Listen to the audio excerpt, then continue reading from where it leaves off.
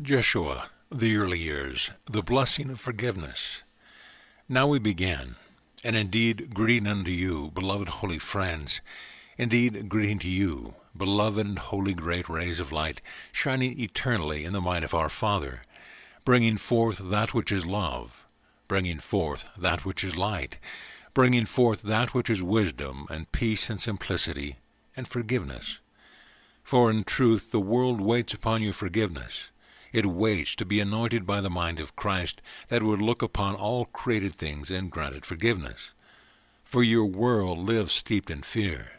Your world is filled with many brothers and sisters that are plagued by a deep sense of unworthiness and guilt. Having fallen asleep, they continue to dream an illusory dream. But much like any dream, it holds the power to enchant the mind and blocks the very cells of the body from exuding only that which is real, light. And light is love. And therefore, to begin this evening and to share this message with our many friends, we would indeed speak of forgiveness. Beloved friends, forgiveness requires a graciousness, and graciousness is but the extension through form, through the body, through the emotions, through your touch, through your smile, through the glimmer in your eye, of that which is the grace already given unto you. It is always wise, then, to remember that if you would know grace, give grace. And each moment, then, as you walk through your world, as you would cry out unto me and to many of my friends, teach me what my purpose is, what is my function, what is my unique and special role.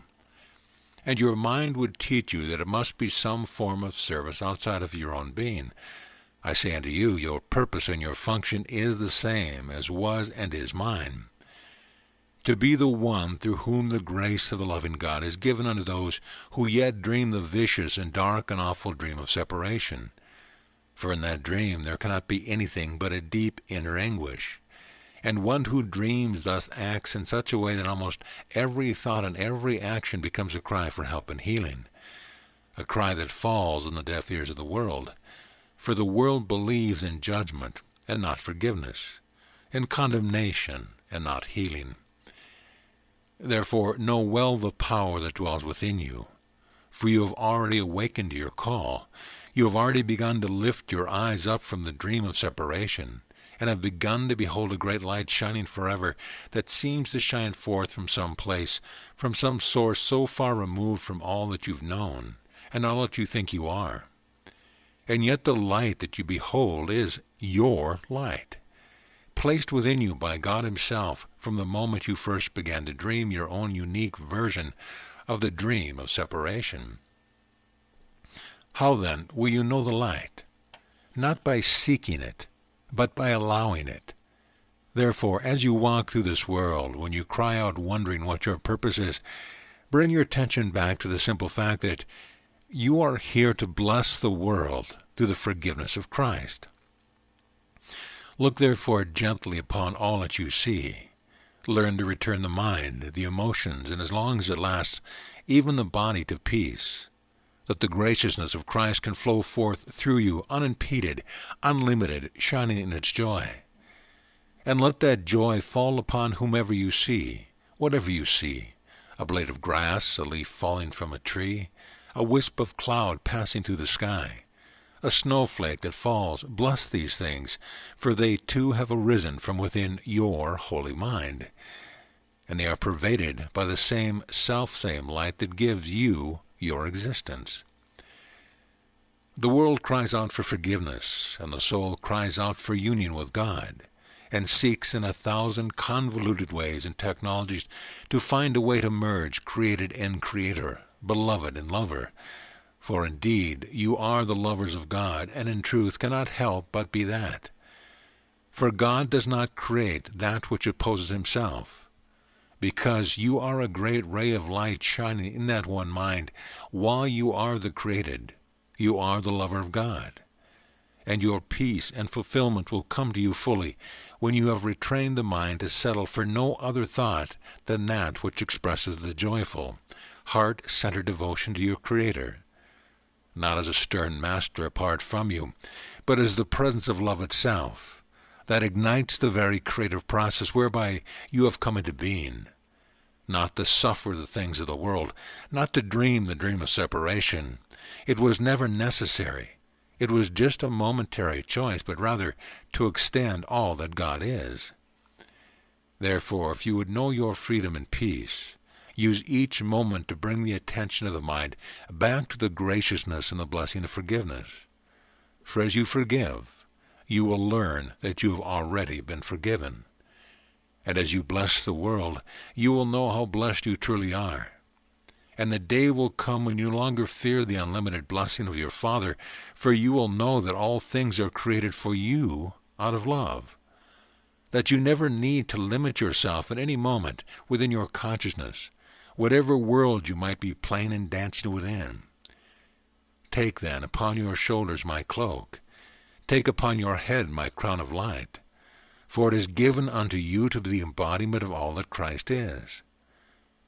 And in truth, because only Christ is the creation of God, it is the only thing that you can be in reality. Now that means that if there is even one moment in your day when your thought and your mind would pull you to the perception that you are other than what you are created to be, it means that you, in that moment, have chosen to become identified with pure and utter insanity. I have said often that there is a choice between two emotions, love and fear. And two other words that could be used would be sanity and insanity. There is no gray area. You're either in one or the other. You might fool yourself and say, well, I'm really moving toward love, but I have to get through these certain things first, and then I might get there. Well, you are either home or you're away from home. You are either one with God or you are dreaming the dream of separation. One brings the reality of peace. One brings what seems to be insanity to this upside-down world of yours. The recognition that you are as you are created to be. And in this moment, you hold all power under heaven and earth to choose for peace, to extend only love, to forgive instead of judge, to be open instead of contracted. The way, then, is easy and without effort. It requires only that you make a deliberate choice, to surrender the perception and ideas you have ever held about anyone or anything, including yourself, that is anything other than the preciousness of the reality of Christ, and to allow the Holy Spirit then to bring forth these circumstances that can show you where you had once failed and chosen insanity, so that you can simply correct it. And that is why, as you dance through your many incarnations, you keep bumping into the same folks. And the energies that each soul presents to you will continue to be presented ad nauseum until you have embraced that energy and owned it within your own being. And then through the reflection or the mirror of forgiving that energy, you begin the process of dismantling or dissolving that energy in your own being. For you are one and the same. You have never truly looked upon another at all. Your eyes would show you bodies that seem not to reside in the same place that your body does, but that's an illusion, because you don't have a body. There are bodies, but you do not have one. You do not dwell within it.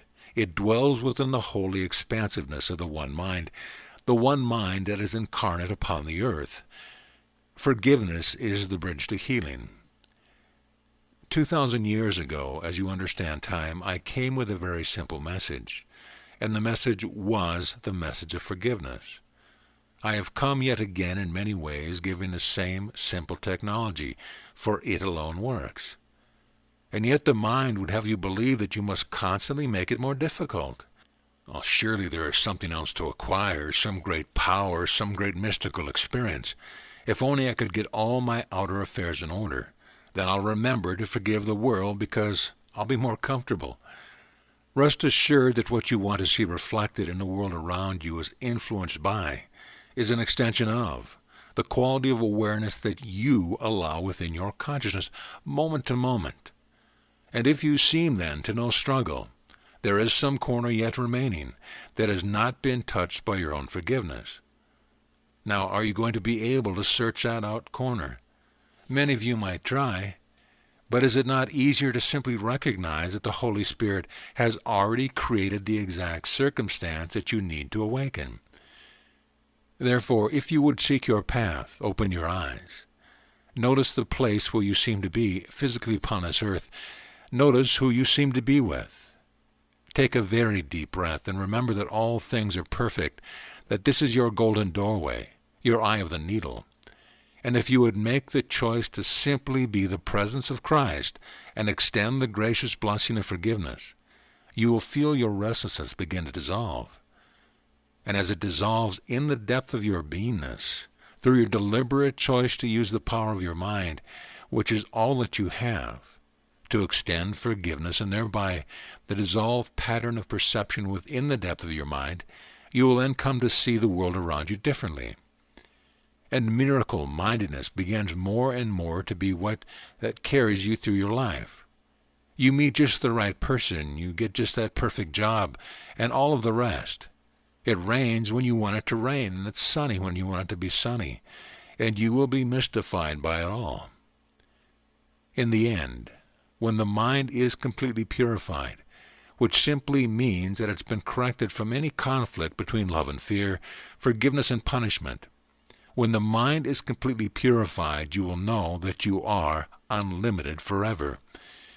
You will know that if you are seemingly in the bodily experience, whether you're washing the dishes or taking out the garbage, whatever you're doing, you will know that you, as Christ incarnate, have deliberately chosen to allow your being this experience as yet another opportunity to bless the world with the forgiveness that it cries out for.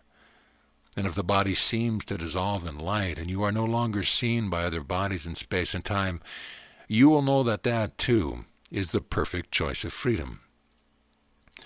Imagine walking through this life you are living, in a world that seems to have forgotten the reality of God, and feeling from the crown of the head to the tips of your toes not one trace of contraction or fear. Imagine the cells of the body feeling as spacious as the heavens. Imagine the peace that passes all understanding to be the pervading every organ of the body. A gentle smile upon the lips, barely perceptible to others. A gentleness in the area of the heart. A sense of bodily relaxation from what you call the solar plexus to the base of the spine. The mind calm and clear, missing nothing, yet holding on to nothing. Imagine being compelled by nothing, and yet not having a trace of judgment about anything arise. Imagine walking through this life in which nothing is unacceptable to you, because you are so busy blessing the world with the forgiveness of Christ, recognizing that the dream is a dream, is a dream, is a dream, and dreams hold no effect upon the dreamer when the dreamer awakens. Imagine living this life in perfect peace. Is it a difficult road? No. It requires, first and foremost, the willingness to completely embrace yourself as you are. Even as you perceive yourself to be, though you may be perceiving insanely. You are indeed doing so if you think there's anything amiss, but that's okay. First embrace the dream and love yourself. Love yourself for being right where you are, as you are. For there is simple law of metaphysics as you know this, and it is this. It is literally and always impossible to transcend and heal what is not fully embraced. And to embrace something means to love it to death. Therefore, when you go through your day, ask yourself this at the end of each day for the next 7 days. How many times in this one 24-hour period did I stop what I was doing and love myself wholly? Well, I would have gotten around to it more than once, but I was awfully busy. No.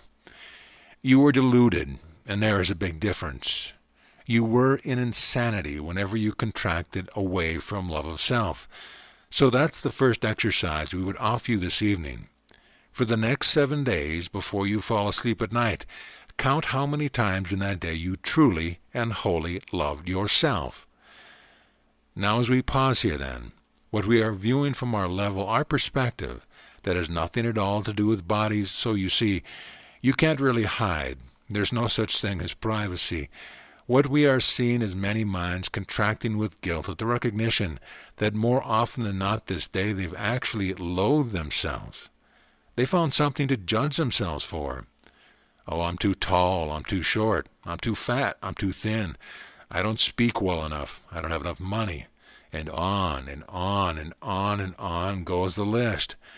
Do you know that list? That list was made by a completely insane mind, and in reality, the list does not exist. So remember then to pay attention if you notice yourself being in judgment of yourself. That is the opposite of love. So look upon the contraction in the mind that goes, oh my God, I don't think about that once today, loving myself. Love yourself right there and then, now. And you've loved yourself, and then you can go to sleep peacefully. Does that make sense to you? I've said many times the way is easy and without effort, for what comes of effort is of your world and not of the kingdom. I've said to you the world is diametrically opposed to the truth of the kingdom. The world is just the exact opposite of all that the kingdom is. And if you're tightening the cells of the body and tightening the mind, fueled by fear and trying to make things happen, and they're not happening, that's a clear sign that somewhere you've forgotten the rest and the graciousness of self-love. Self-love opens a door to the spaciousness whereby you remember that you are one with all minds everywhere. There is no lack, and those beings who are perfect for you or at your stage of the journey will be sent to you, if you will but welcome them before they arrive. Interesting thought, isn't it? Your world will teach you. What's the point of welcoming someone until they've rung the doorbell? Why not welcome them before they ever see them with your physical eyes? Can you imagine what would happen if you awakened in the morning, took 5 minutes to forgive the world and bless the world and love yourself, and then welcomed everyone who was going to come into your experience? That day as an angel bringing you the opportunity to bless the world with forgiveness. You see, your peace would walk ahead of you. It would enter a room before your body even gets there. And before anything is said and done, you will have already created a space large enough to hold whatever comes in your experience. You will have embraced what must be embraced, and thereby the pathway to transcendence is set before you. Now, is all of this getting too complicated? Remember this. When the mind seems stymied but what is said, there are actually two things going on. First of all, the attempt is to stop the mind. Only when the mind is stopped can space come to it. If you feel blocked in trying to grasp what is being shared at all, remember that that sense of being blocked is nothing more than an old insane pattern. It is the culprit. If you notice that you're blocked, not quite putting the pieces together, simply stop and stop striving to do so. For the soul hears the truth, and when we come in this manner, or in many different manners, to speak with you, we come not to speak to your earthly mind. We come not to speak to the body and your emotional field. We come to speak directly to the essence of your soul, which already knows the truth, which is the truth, and is, in fact, the very source from which these words are coming. By way of levity, if that is permitted, I'm never quite sure when I look at your world whether it is or whether it isn't. How many times each day do you vacillate? You know the pattern of laughing at the foibles of others but taking your own very seriously? You see, all that I do in this work with this beloved brother is this. I abide in a place and in a dimension where nothing is hidden, where all minds reside right where I am. And when anyone asks a question or even thinks a thought and doesn't speak it through the body, I merely am like one in what you'd call your racetracks. Imagine me with a little green visor on the head, and one comes and says, well, I wonder if I should bet on this one or that one. What is the truth or that truth? I go, well, just a minute. And I close down the window with the little bars on it, and I race out the back door. I run behind, and I sneak up behind you, and I examine your heart from behind. And I see what is written there, and I go, oh, yes, okay. And then I race back and come back, open a window, and I give you the answer. Now, many of you, it's rather an easy process because, you see, I keep records, and many of you ask the same things over and over. But rest assured and understand this well. When once said, of myself I do nothing, I meant it. My Father does these things through me. That requires the willingness to learn how to be empty of self with every breath. So those that would see me as someone filled with all this great cosmic wisdom, please see me differently. I am empty and spacious, resting in quiet adoration and devotion of all that my Father is, witnessing nothing but miracles, and that which extends and radiates the love of God through all creation. And if in your mind you see it not, it only means that you have not yet been willing to train the mind to teach only love, to give up all your own ideas, moment to moment, breath to breath. I am nothing special. I am merely your equal, your brother and your friend, created in the very same moment you were, with all the same attributes, all the same potential, all the same reality. And I marvel, just as you, when I truly ponder this, I marvel because throughout the expanse of my existence, which has been since before the beginning of time, just as yours, I have never been able to fathom the moment of my creation. Think about that one. Do you know the moment where you began? No, and you'll never find it. And that means there is indeed an unfathomable mystery that I have called Abba, that is present at the place within me, that is deeper than can ever be known, no matter how much the mind becomes enlightened. Knowing that, there can only be humility, devotion, appreciation, love. There can only be the fulfillment of the truly only meaningful relationship that you can ever have. Relationship with your Creator. For all of the rest of your relationships are merely reflections of you abiding with an aspect of yourself. And the only way that that relationship can reflect holiness is from the spillover from your devotion and the purity of your relationship with your Creator. Does that make sense to you? Creation is grand. How could you ever comprehend it all? You cannot. You can only allow it through your beingness without fear. For fear is a contraction, which is the opposite of love. And when you know fear, you are the world and not in the kingdom. And so, beloved friends, I've revealed to you something about the nature of my own being. I am not a great master, as many would have me be, wanting to project unto me all manner of skills and abilities and powers because they are afraid of embracing these things themselves. And projection, what you have tried to regurgitate out of your soul and get rid of, is what makes your perception.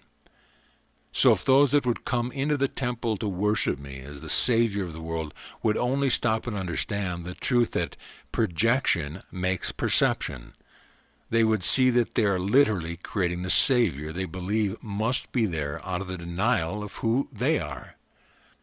That is why I've often said to those of you who would choose to build an altar, to have a room of prayer, whatever you call it, why do you have all those pictures of saints and masters from all over the world? Where is your picture? Rest assured, try that for 1 hour. Get a picture of yourself and treat it like you would. Pay homage to it like you would a picture of your favorite master. Place it upon your altar, light your candles and your incense, sprinkle it with holy water, whatever you want to do, whatever your rituals are, and then do nothing but relax and contemplate your own image. And ask yourself this one question: from where has that being come? Can you see how that would be very opposite of what the world teaches you to do? I'm not speaking here of the danger, and there is a danger, of slipping into egoic identification of yourself as being so great and regal and special and everyone else a peon. That's not what we're talking about. But to move through the temptation to let the ego grasp the insight that you are as God created you to be.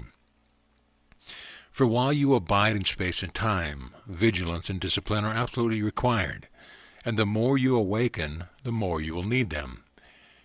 In my day and age, we spoke often of the temptation of Satan. The story that many of you know of my 40 days and nights in the desert, in which Satan himself came to tempt me, is a symbol, of course, that shows that the more power and light shines through you, the ego, the egoic energy that pervades your creation at this dimension, to a lesser degree other dimensions or planes, will always try to find a home in your mind. Always. Therefore, the more your light shines, the more what is called these little specks of darkness want to rush in and clog up your drain. Never become lazy. Never become satisfied. Keep wanting more and more of God. Selfishly demand it, and learn to be vigilant over what thoughts you are allowing into your mind. And be very careful. For as you awaken and suddenly you have a vicious and evil thought, the temptation is, Oh my God, I've blown it. That is a judgment, and that is the opposite of love. And only love can heal. You simply notice a thought and go, yes, I've had those before. Self-love. Love alone heals the mind. No other technology will work. Forgiveness, self-love, the recognition that no one comes into your sphere by accident, and that in reality each is an aspect of your own being, bringing treasures of gold, frankincense, and myrrh, coming to see if you will receive those treasures and thereby recognize that each day is the birth of Christ within you accomplished. Each time you accept those gifts, and the way you register your acceptance of the gifts that do indeed come in some rather interesting packages, the way you recognize it or pay recognition to it through your willingness to return to your reality, your purpose and function, and to bless that being, that gift bringer, with the forgiveness of Christ. And that forgiveness is not from a mind that thinks it is above the others, but recognizes not just the commonality, but the self-same identity. Do you see the difference? It is very important. Well, I forgive you, you poor, simple creature. No. I forgive you and bless you because you are who I am. And in reality, there is only one of us present, and together we have the power to bring heaven to earth through our holiness now. Somebody's got to extend it to the other aspect of themselves. Why not you? What are you waiting for? If only my mother would forgive me. If only my father would forgive me. And oh gosh, that first wife I had, and then the fourth husband. Oh my goodness. If I could just get things straight with them, then I would get on being Christ. So, the pause that was just created seemed to be in the midst of a thought or a direction. And your second exercise is this. Abide at peace and become your own conduit for completing the direction or momentum of the thought that was given just before the pause. Does that make sense to you at all? If you will give yourself to the exercise, not just once but often, and in a relaxed mode, you will find that the process takes you deeper and deeper levels. And those of you that sincerely engage in that process will embark on a series of what you call insights or revelation. And it will assist you in refining the deep energies of your own mind. So would you be willing to do that? We shall see. Remember, there is no privacy. And so it will be appropriate to spend a short time, and there will be questions asked by those who are seemingly seated here with bodies. Therefore, in conclusion of that which has been shared with you this hour, remember, forgiveness, self-love, accepting the perfection of each moment in which you discover yourself, for because you have already asked for healing and awakening, the Holy Spirit always goes before you, setting straight your path. Remember, if you knew how to set your path straight, you would have been done a long time ago. So accept the fact that what is occurring is part of a pathway being set before you by an intelligence or wisdom that knows far better than your thinking mind how to find the way home. And the more you surrender to each moment's perfection, the more you discover that the eye of the needle is always before you, and it's actually the royal highway that carries you to peace. And so with that, if you would prepare the technology with the buttons and all that, we can continue. Jeshua, as we enter this very profound time of year, is there anything that you would recommend that we hold in our hearts? A request for winning lottery numbers would be nice. Beloved friends, you asked a question that must be filled with levity, so therefore I answered the question with levity. For listen well to the words as we enter this profound time of year. What makes it any more profound than any other time of the year? There's nothing special about your month of December. There are symbols written in the stars that indicate a process of consciousness that's going on in you all the time.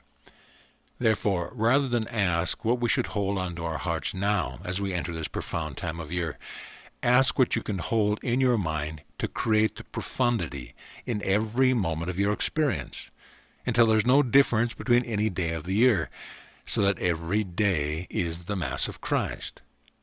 Gotcha. Always, but it makes a lot of room for other people to ask their questions. A profound sacrifice you have made. Thank you. I love being your bullseye. So does that answer help with your question? Yes, it does, of course. Thank you. You see, the tendency of the mind that has become enamored with the thinking of the world will carry the egoic pattern of wanting to shift its frequency by making something more special than something else, even a time frame. And that attempt to create specialness is an attempt to create inequality. And inequality, as you obviously know, is the opposite of equality. If you seek unity, give up the need for specialness. Therefore, this Christmas season, ask not what you can do to bring a profound experience this time, but reflect on what you must be doing in your consciousness the rest of the year to not experience the profound mystery of life. That's a very good question. I wonder where it came from. The one of us? Yes, indeed. So the one of us on this side of the horse race window asked the question, and the one of us on the other side with the green visor. I never did like the crown of thorns. I changed it for a green visor. Simply raced about and plucked the answer out of the heart that we all share and has given it to ourselves. There are two forms of busyness. One is based in fear, the other is based in love. Which energy is fueling your busyness? For the one generates the extension of the kingdom, and the other denies it. I believe we have done well with that one. So any more questions? In regard to the land we call Shanti Cristo, there are many friends coming to this area to participate, and many of us have in our hearts the desire to live more closely to each other, in sharing our growth processes, our loving each other, our understanding of your teaching, and so on. There seem to be many unanswered questions and desires of people who want to come together more closely quickly, and I wondered if you would address this. Beloved friend, unanswered questions are always a form of doubt. Unanswered questions reflect the quality of mind birthed not in God but in the world. The attempt to hope that someone else will create the energies necessary in the third dimension to allow you, not necessarily you, but the general you, to get what it thinks it needs, closer proximity to other bodies in space, yet being in denial of stepping into the role of what you might call leadership to bring that about. Therefore understand well, there are many that are being called, and some seem to have answered that call a little sooner than others. The call to Shanti Cristo is the call to awaken first from every obstacle to the presence of power and love and light within their being, to no longer tolerate anything in your consciousness that creates the barrier to the manifestation of the vision that seems to be calling you, and the willingness to take complete responsibility for being the one that manifests it. For you see, that vibration is a very refined vibration. There is no room for gamemanship. There is no room for riding on the energies of others. There is no room for denying the power of Christ within yourself. This level of purity is absolutely necessary to bring forth in the field of time, patiently, with quality, the vibrational field into which even more can be called, who will experience what you call spontaneous healing of mind, emotion, and body. For if you would view that which is a communion of a coming together of souls in the third dimension, and some are relying on others to carry the frequency, you have inequality, you have conflict, you have dissonance. Dissonance weakens the field of energy, and the note that would come through the instrument does not carry the power you would wish to behold. That, then, creates resentment in the minds of those who are wanting others to really take responsibility, and resentment simply creates infighting and death. Therefore, mark these words well. Shanti Cristo is the responsibility of everyone who generally feels called to its manifestation, pure and simple, for it is a grand experiment to bring forth the unified field, which is the Christ mind. Does that make sense to you? Yes, it does. Therefore, where there is impatience or unanswered questions, help those with that type of energy to remember that they are already looking outside of themselves. They need to come back to right where they are in the moment and allow the process of purification of their own consciousness through forgiveness, through accepting that great power you hold to take care of anything you think looks like a problem around you, or a limitation or a lack, and to handle that first. That is, to seek the kingdom first, from which all things can be added. That was a rather good question, and again we must ponder its source. Jeshua, I'm reminded of our conversation about co-creating Christ a few months ago, and I wonder if you would extend that conversation somewhat tonight. Yes, get on with it. Think I could make it any clearer? No. All you need is given right here, right now. All power under heaven and earth resides within the depth of your consciousness, which is that which literally is creating what you see around you and what you feel within yourself. Therefore, claim that power, own it, take it into your being, and never, never again allow yourself to deny that you are the one creation of God. And unto you nothing is impossible. Does that help clarify? Yes, you're wonderful. I am only yourself. So, James, you have a question? Yes, I have a question. I'm not sure. Okay, I'll ask. This one used to always want to take me aside and ask privately. Okay, I'm wanting to ask about this 12:12 stuff. So I've already listened to all these other questions, you see, and then I decide what's the point of asking any questions. The answer is already given. So what's the answer? So I'm still curious that there's nothing special. I understand yet, and yet the mind in me goes, there is this dimension that we operate on, and many other dimensions, and energy coming forth in waves. From where? From within us. And so then, what is this 12:12? Speak from the truth that is within the depth of your being. The desire for freedom to be made manifest upon this planet, that's coming forth, pouring forth from a lot of our hearts. From the one heart indeed, beloved brother, beloved friend, will have you spoken, for in truth, that which is being called 12:12 symbolizes an expression of the desire of the one mind to awaken from its dream. And have we not said that there are 4 keys to the kingdom? And is not the first desire? Therefore, you see, you did get it, right from the very core of the deepest truth. It is an expression of the desire of the mind of Christ to give up the dream of the dreamer. So you see, you knew after all. Beloved friend, there is only a small trace left of the deep pattern or tendency you've been dissolving through many lifetimes, the pattern and tendency not to trust yourself. And that, then, causes the mind to project unto others a better connection with God than your own. Always have I loved you, and always shall I. And the day comes quickly when you will look through the eyes of your heart upon me, and no longer see me as above you. You will see in me the shining radiance of your perfect equality with me, and then indeed the dance can begin. Yea, yet another timely question, so how are you all doing? These what you call gatherings of the family will now commence and will grow, and remember, with patience, without doubt, trusting and allowing the perfect unfoldment. And if you think it's not unfolding perfectly, don't look outside yourself. Go back to the question. Did I love myself today?